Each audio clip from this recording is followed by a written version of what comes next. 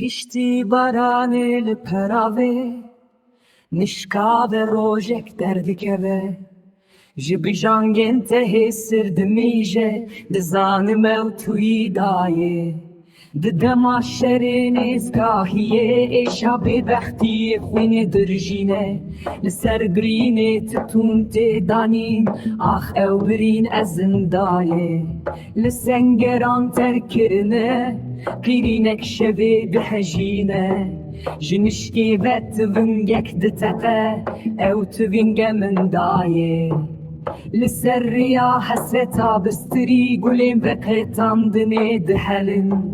Wênê yeke zer dixemilîne, dizanim ew tuyî dayê.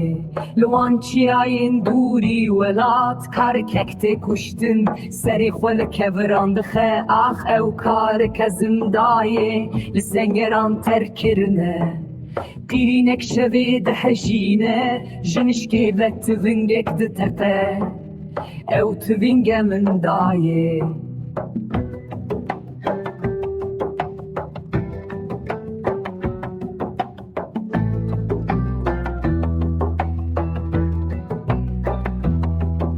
Di şevên tarî da astengî, wekî çiyayan li pêşiya me. Lê şewqa terê nîşan dide, ji bo me tu stêrkî dayê. Di dilê min da êşa welat, dûrbûn û hesreta mezin.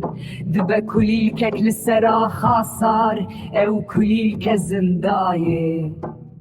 Li sengeran terkirine, qîrînek şevê dihejîne.